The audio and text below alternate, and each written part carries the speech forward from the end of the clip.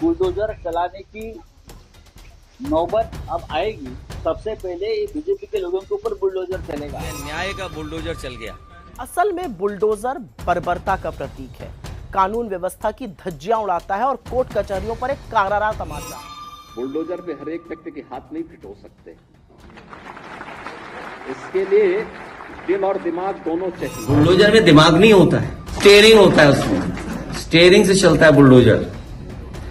उत्तर प्रदेश की जनता कब किसका स्टीयरिंग बदल दे, या दिल्ली वाले कब किसका स्टीयरिंग बदल दें। और कल ही सुप्रीम कोर्ट ने कहा है कि बुलडोजर नहीं चल सकता है, तो क्या अभी तक जो बुलडोजर चल रहा था उसके लिए सरकार माफी मांगेगी कि नहीं मांगेगी?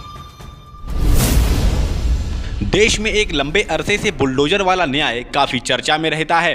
कुछ पल में बेघर कर देने वाला ये न्याय का सिस्टम आखिरकार सुप्रीम कोर्ट के निशाने पर आ ही गया।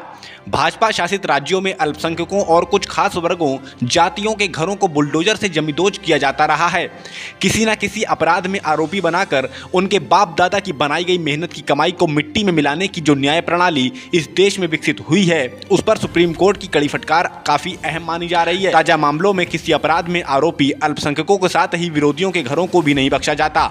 बड़ी संख्या में लोगों ने अपने सिर से छत केवल इसीलिए खोई क्योंकि उनके परिवार का कोई न कोई सदस्य किसी अपराध में शामिल पाया गया। दरअसल जमीयत उलेमा ए हिंद ने सुप्रीम कोर्ट में एक याचिका दाखिल की थी। बीजेपी शासित राज्यों पर यह आरोप था कि उसकी सरकार में मनमाने ढंग से बुलडोजरों का इस्तेमाल घरों को तोड़ने के लिए किया जा रहा है। वकील फरूक रशीद ने जो याचिका दाखिल की है उसमें कहा गया है कि भाजपा सरकारें अल्पसंख्यकों एवं हाशिए पर खड़े लोगों के घरों को तोड़कर दमन कर रही हैं। इससे पीड़ितों को कानूनी उपचार का अवसर नहीं मिल पाता। Justice B R. गवई और जस्टिस के.वी. विश्वनाथन की बेंच ने सरकार को नोटिस भेजकर जवाब मांगा है। हालांकि सुप्रीम कोर्ट ने यह भी साफ किया कि वह अवैध निर्माणों को संरक्षण नहीं देगा, लेकिन कोर्ट ने तल्ख टिप्पणी करते हुए कहा कि कोई दोषी भी है तब भी घर नहीं गिराया जा सकता। यदि बेटा उद्दंड है तो घर गिरा देना सही तरीका नहीं है। कोर्ट ने सरकारों से सुझाव भी मांगे हैं ताकि वह जरूरी दिशा निर्देश जारी कर सके। जाहिर है कि बुलडोजर दमन की शुरुआत उत्तर प्रदेश से हुई। सीएम योगी आदित्यनाथ बुलडोजर बाबा के नाम से जाने लगे। योगी जिन राज्यों में चुनावी सभाएं करने जाते थे वहां उनके स्वागत में बुलडोजर रखे जाने लगे।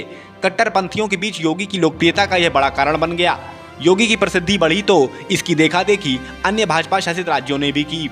एमनेस्टी इंटरनेशनल तक यह मामला पहुंचा था, जिसने इस वर्ष की फरवरी में यह तथ्य सामने लाया कि अप्रैल 2022 से जून 2023 तक भाजपा शासित राज्यों में 128 संपत्तियों को बुलडोजर चलाकर धराशाही किया गया। भाजपा ने भले ही बुलडोजर न्याय को अपने कड़े प्रशासन का प्रतीक बनाकर इसे प्रचारित किया, लेकिन दुनिया के कई देशों में इसकी आलोचना भी हुई है। कुछ देशों में तो भाजपा समर्थकों ने राष्ट्रीय पर्वों पर बुलडोजर को भी जुलूस में शामिल किया था, जिसके कारण उन्हें वहां की सरकारों की ओर से कार्रवाई की चेतावनी तक मिली थी। बुलडोजर कार्रवाई पर सुप्रीम कोर्ट के फैसले के बाद बीजेपी सरकार विपक्ष के निशाने पर है। सुप्रीम कोर्ट के निर्णय से मैं सहमत।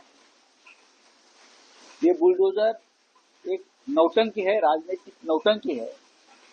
अपने आप को हिंदुत्ववादी बताने के लिए ये बुलडोजर चलाते हैं, लेकिन बुलडोजर चलाने की नौबत अब आएगी तब सबसे पहले ये बीजेपी के लोगों के ऊपर बुलडोजर चलेगा। सुप्रीम कोर्ट ने 2 साल देर से ही सही लेकिन बुलडोजर चलाने की घटिया प्रथा के खिलाफ एक तीखी टिप्पणी की है और इसका बिल्कुल स्वागत होना चाहिए, क्योंकि कोर्ट ने सही कहा है कि आरोपी की सजा निर्दोष परिवार वालों को नहीं मिलनी चाहिए।